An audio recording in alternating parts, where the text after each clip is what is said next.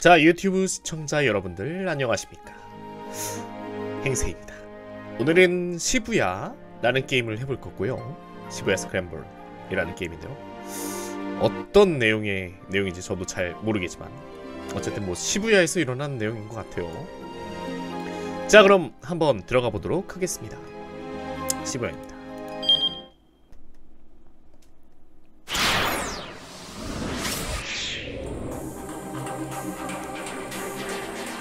오, 이게 막 약간 좀 고르는 식으로 되어 있네. 아치, 카노. 이 약간 이 둘의 서사가 약간 풀어지면서 이게 진행이 되는 느낌이죠. 카노로 한번 가볼까요? 이케맨 약간 정장 느낌이니까 조금 덜 힘들겠지. 제가 아직 목이 안 풀려가지고 지금 아침이라. 앞으로 2분. 카노 시니어는 손목시계를 다시 확인했다. 현재 시각은 9시 58분. 자신도 모르게 미간에 주름이 잡힌다. 결코 신경질적인 성격은 아니었지만 그렇다고 해서 낙관적인 성격도 못 된다. 긴장을 푸는 것은 힘든 일이었다. 실패는 용납할 수 없다. 이 임무에는 사람의 목숨이 달려있기 때문이다. 사람의 목숨이 달려있다. 주위를 둘러본다.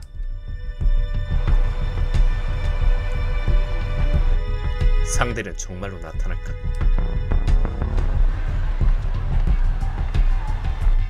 언제? 어디서? 어떻게?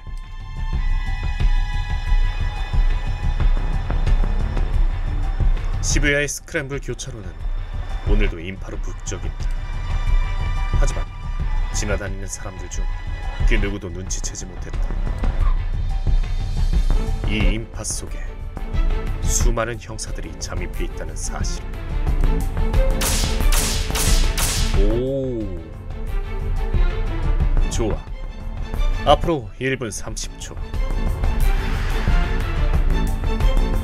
카노는 손목시계를 다시 확인했다. 또 30초가 지났다. 카노가 시부야서 형사과 강력범죄반에 배속된 지 이제 막 1년이 되었다. 이러한 대규모 수사에 참가하는 것은 처음이었다. 카노의 시선이 향한 곳에 한 여성이 서 있었다. 인파 속에 파묻혀버릴 듯한 작은 몸집에 어울리지 않는 투박한 서류 가방. 오야, 동영상 되어있네. 저리가 오사와 히토미 19세. 그녀가 들고 있는 서류 가방 안에는 5천만엔 상당의 현금이 들어있다.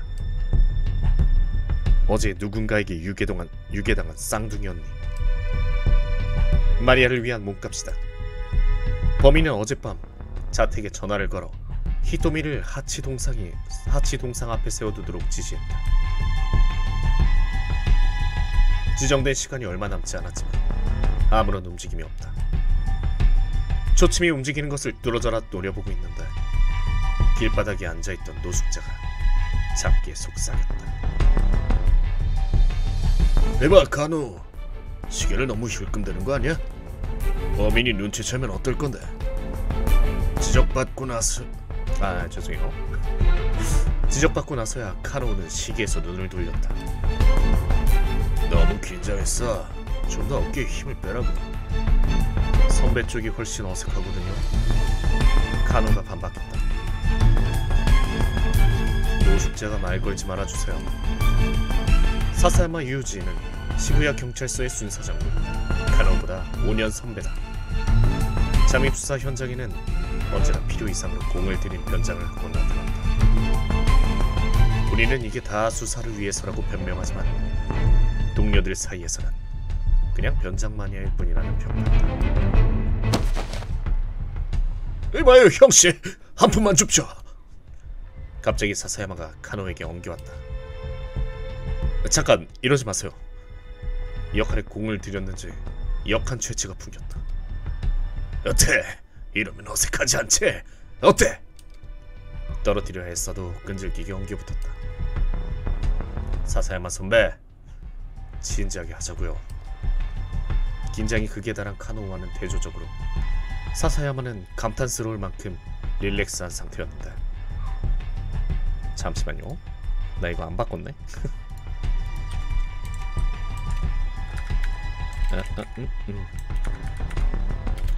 카테고리 안 바꿔서 카테고리만 바꾸고 할게요. 자, 다시 갈게요. 물론 그럴만한 이유가 있었다. 이곳은 사사야마와 카노의 관할이었지만 그들은 하치 동상에서 조금 떨어진 위치에 배치되어 있었다. 반면 하치 동상 주변에는 본청 특수범죄 수사과에서 선발된 수사관들이 포진하고 있었다. 카노우와 사사야마의 역할은 어디까지나 범인이 도주하는 상황을 대비한 백업인 것이다. 약간 느슨한 편이 좋다고 우리는. 사사야마가 그렇게 능글대는데 무전이 들어왔다. 지정 시간이다. 각 수사관들은 주의를 경계하도록. 이어폰에서 들려온 목소리는 본청의 관리관 쿠제의 목소리였다. 자녀까진 시부야서 형사과의 과장, 즉 카노의 상사였던 인물이다. 언제 갑자기 범인으로부터의 접촉이 있을지 모른다. 방심하지마. 쿠제의 낮은 목소리가 귀에 울렸다.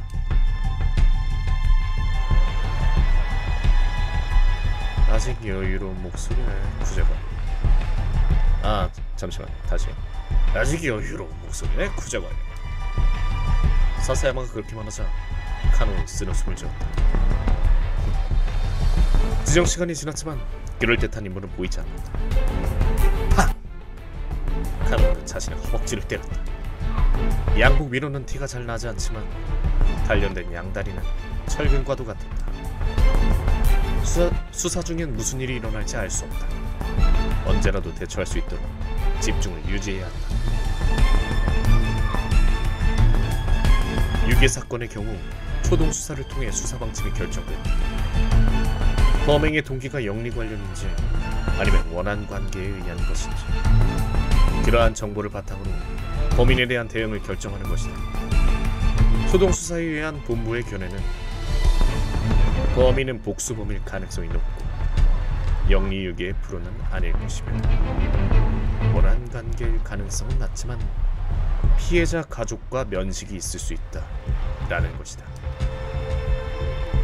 이와 같이 사건의 정황이 불명확했기 때문에 현장에 나타나는 인물을 즉시 체포한다는 방침이 쓰여졌다.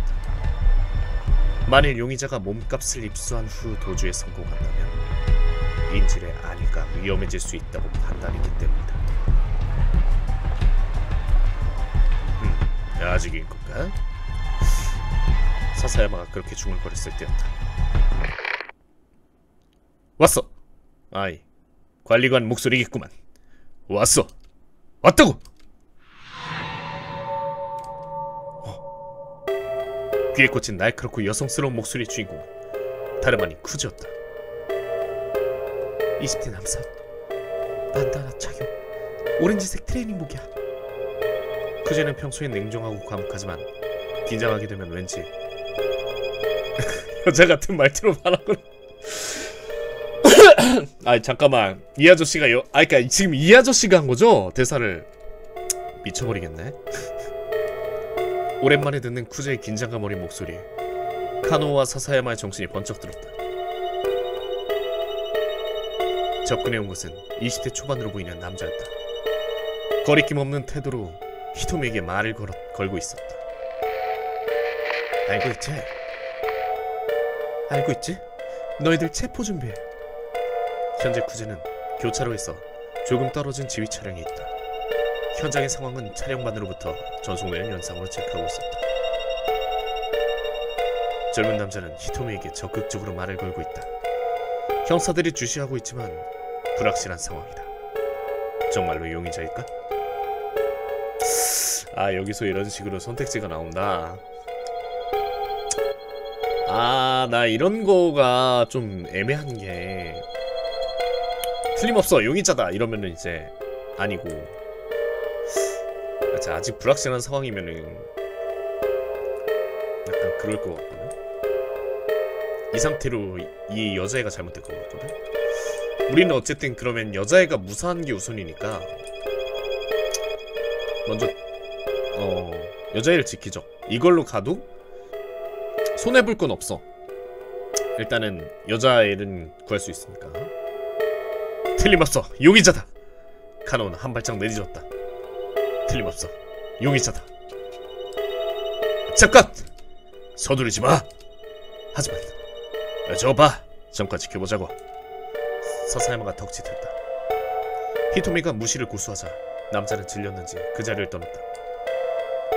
아니었네.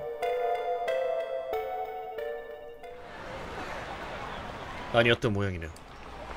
자기도 모르게 경직된 목소리로 카노가 말했다. 아마 헌팅이었던 거겠지. 저 아저씨 꽤 귀여우니까.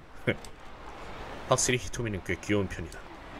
거기서 솔직하게 감상을 말한다고? 그래도 사사야마가 그렇게 말한 순간 좋지 않은 예감이 들었다. 우리 밑장만큼은 아니지. 밑장이나 지난달 사사야마와 식을 올린 그의 아내의 애칭이다. 카노! 결혼은 좋아? 최고라고? 너도 얼른 독신 따위 탈출해버리지 그래? 요즘 들어 계속 이런 얘기를 들어야 했다. 솔직히 진절머리 난다. 사사야마 선배, 진지하게 하자고요. 요즘 들어 진지하자는 말이 입버릇이 된 것 같은 기분이다. 알았어. 그럼 네 여자친구 얘기라도 하지 뭐. 예? 왜 얘기가 그렇게 되는 건데요? 사사야마가 재차 몸을 기대었다. 그래서 어떤 타입이야? 어떤 타입이든 상관없잖아요. 고개를 돌리며 퉁명스럽게 대답했다. 그러셔. 사사야마는 카노의 품으로 손을 집어넣었다. 휴대폰 이리 내놔봐. 대기하면 좀 보자. 예. 정을 했지만 억지로 손을 쑤셔 넣으려고 한다. 대기하면 여자친구로 해놨을 거냐? 그래? 아니거든요. 사실은 해놨다. 소름 끼치게 날카로운 사사야마의 직감. 카노는 몸소리를 쳤다. 그만하세요. 수사 중이잖아요. 이것도 다 수사의 일환이야. 결국 주머니에서 전화가 나왔다. 대기 화면을 본 사사야마는 질린 표정을 지었다. 뭐냐 이건? 아니 그게 이거 나가하마 마삼이잖아. 카노는 어쩔 수 없이 소개하기로 했다.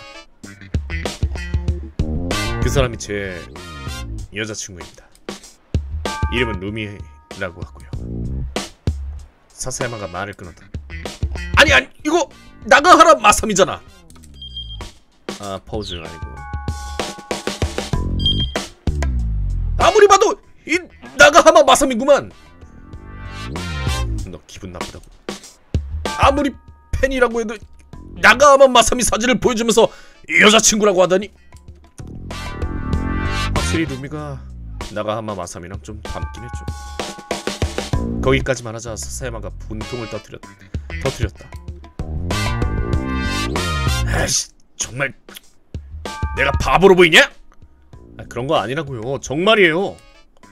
솔직히 말했는데도 사사야마는 믿어주질 않는다. 좋아, 그러면 결혼해서 보여줘. 그 말에 카노는 말문이 막혔다. 할 수만 있다면 카노도 당장 하고 싶었다. 하지만 그러기 전에 넘어야 할 산이 있는 것이다. 장난은 여기까지. 이제 수사에 집중해. 무뚝뚝한 말투로 그렇게 말한 사사야마는 히토미에게 눈을 돌렸다. 카노는 불만이 섞인 한숨을 쉬었다.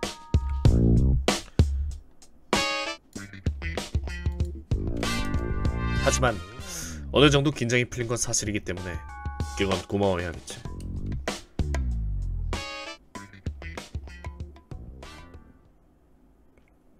젊은 남자가 접촉한 지 몇 분이 지났다. 히토미가 괴로운 듯한 표정을 짓고 있다. 만엔지페 5,000장이 된 케이스는 그 무게가 6kg에 달했다. 그녀의 가느다란 팔로 들고 있기엔 무거울 터였다. 하지만 히토미는 가방을 내려놓으려 하지 않았다. 그녀의 언니를 구하고 싶어하는 마음이 아플 만큼 전해져 왔다.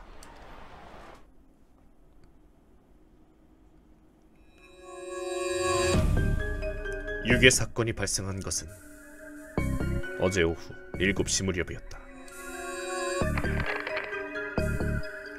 경시청으로부터 통신지령.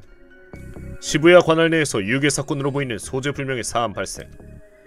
피해자는 오사와 마리아. 마지막으로 목격된 장소는 미도리야마 대학 부근의 레스토랑 더블L이다. 더블L 다이너. 레스토랑 근처에서 한 남성에게 납치당한 것으로 추정. 인근으로 순찰 중인 각 대원들은 현장으로 출동할 것. 마침 신주쿠 앞거리에서 순찰 중이었던 카노와 사사야마도 현장으로 향했다. 두 사람이 더블L 다이너에 도착한 시각은 오후 7시 50분. 그들보다 먼저 도착한 수사관들이 인근 도로의 출입을 통제하고 있었다. 가게 안에 들어서자 여성 신고자가 카노우 일행을 맞이했다. 피해자의 쌍둥이 동생인 히토미였다. 마리아 양이 납치되었을 당시의 상황을 처음부터 이야기해 주시지 않겠습니까? 카노우는 가능한 온화한 말투로 질문했다. 전 오늘 언니와 함께 파티에 참가할 예정이었어요. 히토미는 떨리는 목소리로 이야기했다. 하지만 시간을 잘못 보내는 바람에 저는 원래 일정보다 1시간 정도 늦게, 그러니까 7시가 되고 나서 회장에 도착했어요.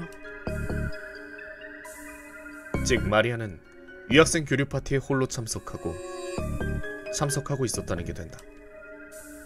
회장에 늦게 도착한 히토미는 마리아가 차에 태워지는 모습을 레스토랑의 창문 너머로 목격했다고 한다. 차는 파란색 일본 재팬.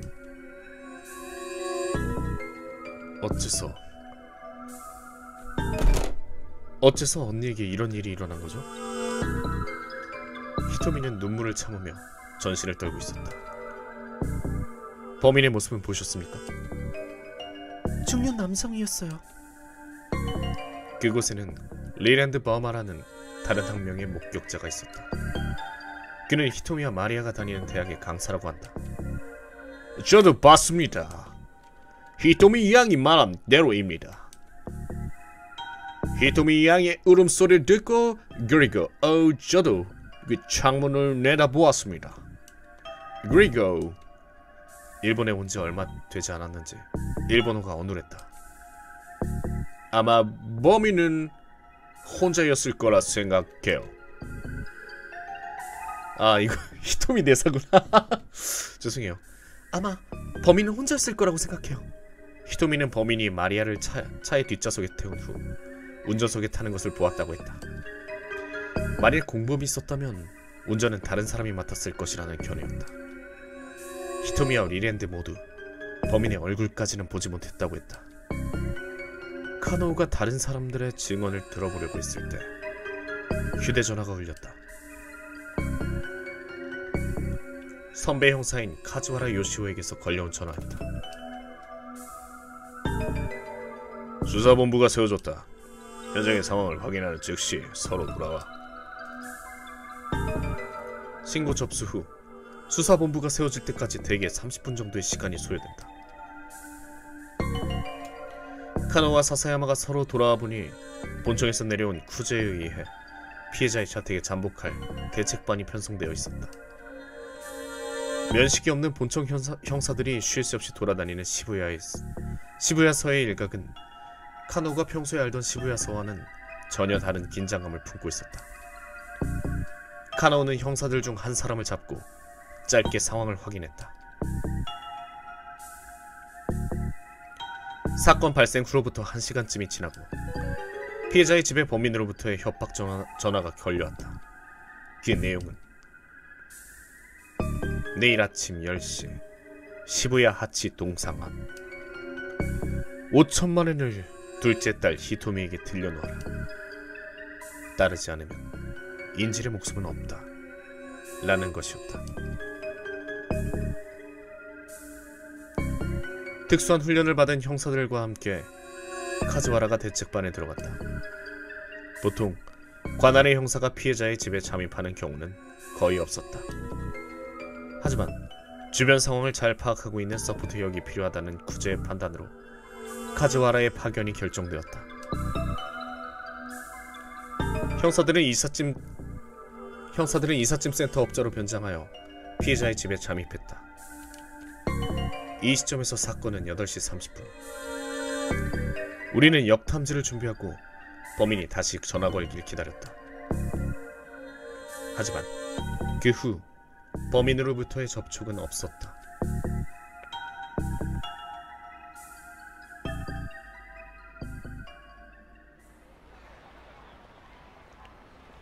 카나오는 손목시계를 다시 확인했다. 약속 시간으로부터 벌써 20분이 지났다. 아직 범인으로부터의 접촉은 없었다.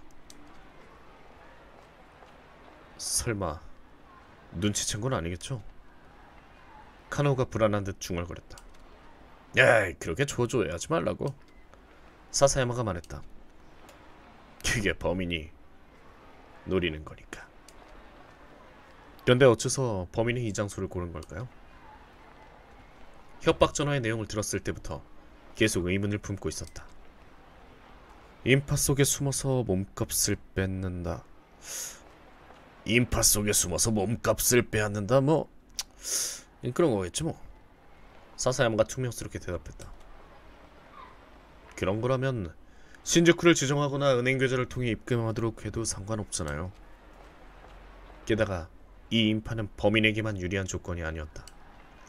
수사반 또한 인파 속에 숨어서 인해 전술을 전개할 수 있었기 때문이다. 실제로 히토미를 중심으로 한 반경 50m 이내에는 50명의 형사들이 주변을 포위하고 있었다. 유괴범이 몸값을 빼앗아 달아나기에는 리스크가 너무 컸다. 그렇기 때문에 카나오는 계속 마음에 걸렸다. 조금이라도 머리가 돌아가는 범죄자라면 하치 동상 앞에서 몸값을 교환하려 들지는 않을 것이다. 야 말이야, 어? 생각이 너무 많은 거 아니야? 사사야마는 성가신 듯한 목소리로 말했다. 그런 게 아닙니다. 카나오는 품속에서 수첩을 꺼내들었다. 카나오는 이것을 형사정신 수첩이라고 부르며 항상 몸에 지니고 다녔다. 오, 형사정신. 사사야마가 질린 표정을 지었다. 또 그거냐? 카나오가 수첩을 팔랑팔랑거렸다. 보세요 이걸. 형사의 마음가짐 제89조. 의미가 없어 보이는 것일수록 반드시 의미가 있다. 이것은 시부야사의 경보부인 다테노 교조의 명언을 모은 수첩이었다. 다테노는 카노에게 있어 목표라고 할 수 있는 존재였다. 이번 사건에서 다테노는 히토미의 경호를 담당하고 있다. 히토미가 몸값을 전달한 후 그녀의 신병을 보호하는 포지션이었다. 물론 히토미에게는 그런 경고가 붙어있다는 사실을 알리지 않았다. 히토미의 신경이 다테노에게 쏠리면 용의자에게 들킬 위험성이 있기 때문이다. 전 다테노 선배의 말씀을 믿습니다.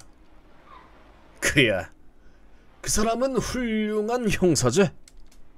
그 점은 나도 인정해. 그래도 이 의미 없어 보이는 일까지 하나하나 신경 써봤자 끝이 없잖아. 그런 사사야마의 말을 카노는 무시하기로 했다. 다른 사람들이 인정해주지 않아도 상관없다. 형사로서 그리고 인간으로서 다테노를 전적으로 신뢰하고 있기 때문이다. 카노가 다테노의 대단함을 눈앞에서 목격한 것은 3년 전에 일어난 금융회사 농성 사건 때였다.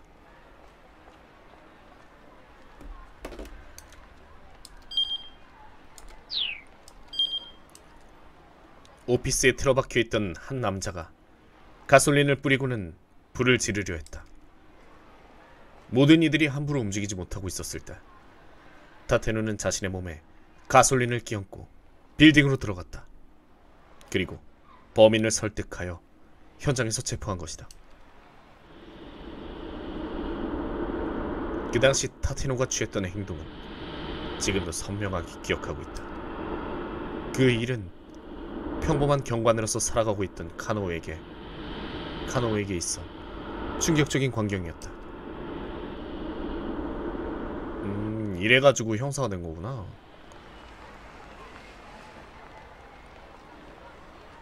내가 생각하기에 말이지. 사사야마가 두 칸이 내뱉었다. 타테노 선배 아무리 대단한 형사라고 그 세간에서 아무도 그 사람의 이름을 모른다 이 말이지. 예, 뭐 그렇죠. 그런데요? 사사야마가 무슨 말을 하고 싶어 하는지 감을 잡을 수가 없었다.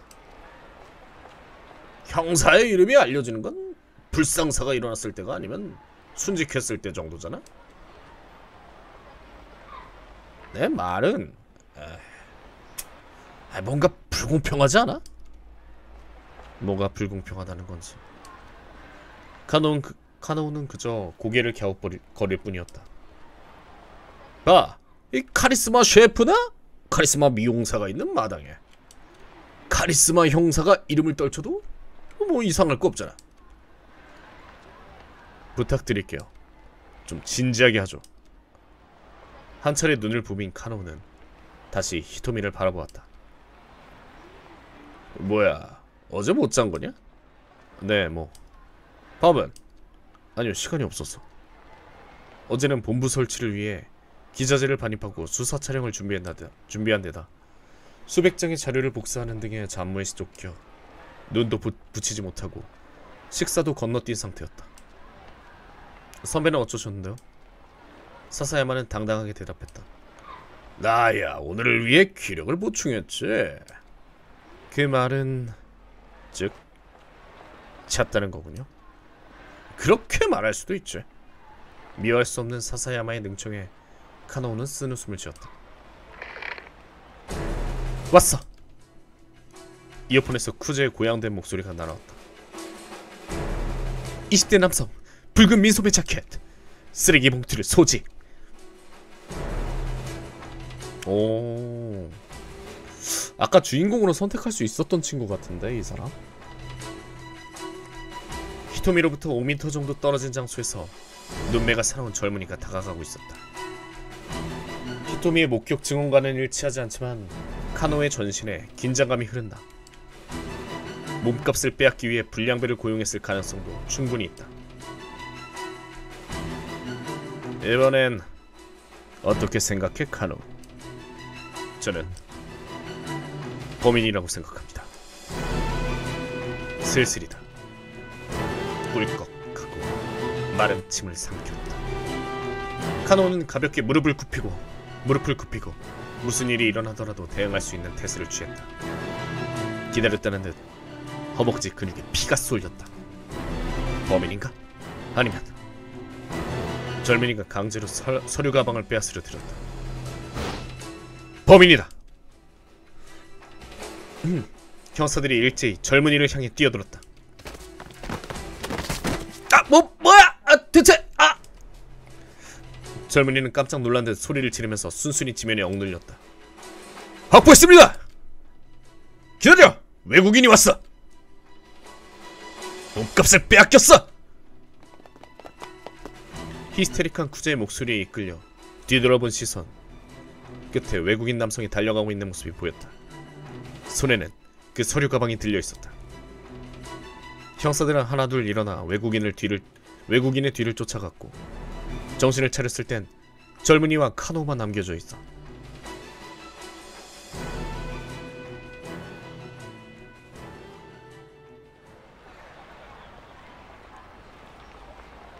쿠제 감시관, 이름은 어떻게 할까요? 범인과 관계가 있을지도 모릅니다. 연행할까요? 그래, 그렇게 해. 알았습니다. 남아있던 형사들과 함께 젊은이를 시부서로 연행했다.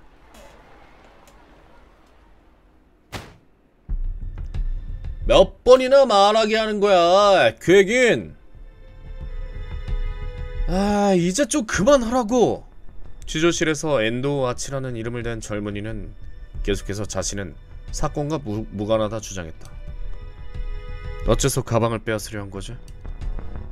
카노우는 아치의 얼굴을 빤히 들여다보며 물었다. 짐이 무거워 보여서 대신 들어주려고 한 거라니까. 아 참. 가방을 옮기려 했던 상황이었다면 들여주려 했다는 것도 이해할 수 있었다. 하지만 가만히 서 있는 사람을 상대로 그랬다는 건 부자연스러웠다. 그래, 짐을 내려놓지 않았잖아. 아, 지금 아치대사네요. 그래. 짐을 내려놓지 않았잖아. 굉장히 중요한 게 들어있을 거라고 생각했거든. 카노는 머릿속으로 형사정신 메모를 뒤적였다. 형사의 마음가짐 제25조. 신문시엔 말꼬리를 잡아 대답을 이끌어낸다. 신문의 비결에 대한 조항이다. 중요한 거라니 뭐라고 생각한 건데? 그런 거 알 리가 없잖아. 아치는 짜증을 내며 의자에 등을 기댔다. 별반 다르지 않는 질문을 반복하면서 1시간이 경과하려 했다. 범인을 쫓아다니는 쪽이 적성에 맞지만 신문 또한 중요한 수사 과정 중의 하나였다. 현장에는 있지 못해도 사건 해결에는 공헌할 수 있을 것이다. 다시 아치의 행동을 처음부터 확인하기 시작했다. 카노가 취조실에서 신문을 하고 있는 사이에 현장에서는 사건의 진전이 있었던 모양이다. 하지만 마리아의 안부는 확인되지 않았다. 초조한 마음을 억누르며 형사정신 메모를 떠올렸다. 형사의 마음가짐 제54조. 급할수록 돌아가라. 주문을 외우듯 읊조리면서 기분을 진정시켰다. 약간 이거 변조가 많아서 여러분들 집중하기에 제가 빠지는 게 나을 것 같아요. 잠시만요.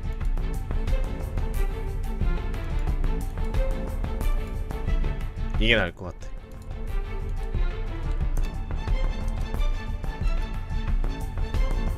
네 역할은 수사를 방해하는 거지? 그렇지? 뭐야 그거? 아치는 황당하다는 듯한 표정을 지었다. 형사의 마음가짐 제55조. 신문엔 역시 가츠동. 어때? 먹을래? 돈가스 덮밥. 아치는 아무 말 없이 고개를 끄덕였다. 맛있겠다. 아, 저도 밥을 안 먹어서 진짜 맛있겠는데? 아무것도 먹지 못한 듯 아치는 돈가스 덮밥을 흡입했다. 자, 이제 전부 풀어. 범인의 목적은 뭐지? 계란을 얹은 두꺼운 돈가스를 씹으며 아치는 글쎄? 라고 말하고 싶은 듯 어깨를 으쓱댔다. 공범은 몇 명이지? 밥알을 입에 넣은 채로 고개를 갸웃거렸다. 알 수 없이 메모를 다시 펼쳤다. 형사의 마음가짐 115조. 라이트를 효과적으로 사용해라. 형사정신 메모를 팔랑팔랑 뭉기며 그곳에 적힌 방법들을 하나하나 시도해보았다. 취조실 어딘가 공허한 목소리가 울려 퍼졌다. 결국 취조를 시작한 지 5시간이 지났다. 와, 5시간 동안 했어? 얘도 참 대단하다. 하지만 전혀 진전이 없었다. 타테노 선배, 나는 아무런 도움도 안 되는 걸까요? 대체 어떻게 해야 하는 거지? 피해자의 가족들을 위해 무엇 하나 해내지 못했다. 한심한 자신을 느끼며 이를 악물고 형사정신 메모를 경전을 외듯이 계속 읽었다. 형사의 마음가짐 116조. 계속해서 늘어가는 숫자와 단조로운 문답이 졸음을 부른 모양이었다. 아치의 눈꺼풀이 닫혀간다. 형사의 마음가짐 117조. 졸릴 때를 노려라. 카노의 눈이 빛났다. 너도 범인 그룹과 한패지! 아치의 고개가 풀썩하고 크게 꺾였다. 이건 긍정의 뜻인가? 아, 약간 개그 캐릭터네. 이 그 카노우라는 캐릭터가 살짝 개그 캐릭터네요. 구제 감시관 해냈습니다. 녀석이 드디어 범행을 인정했습니다. 뭐? 너 무슨 소리라는 거야? 바보 취급하는 듯한 목소리가 돌아왔다. 이쪽은 지금부터 극막을 확보하려던 참인다. 네?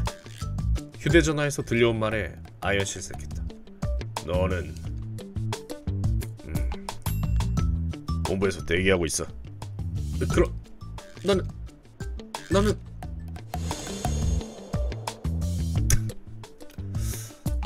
약간 좀 너무 진지해서 얼빠진 캐릭터네. 사건이 종료되고 카노우는 사표를 제출했다. 나는 착각하고 있었던 걸까? 카노우는 그리 차분했다. 그리고 형사정신 메모를 책상에 놓아둔 채 시부야서를 뒤로 했다.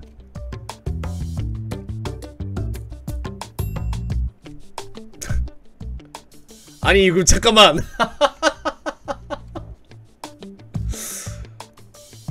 배드엔드 넘버 1 안녕 시부야서. 아 이럴수가.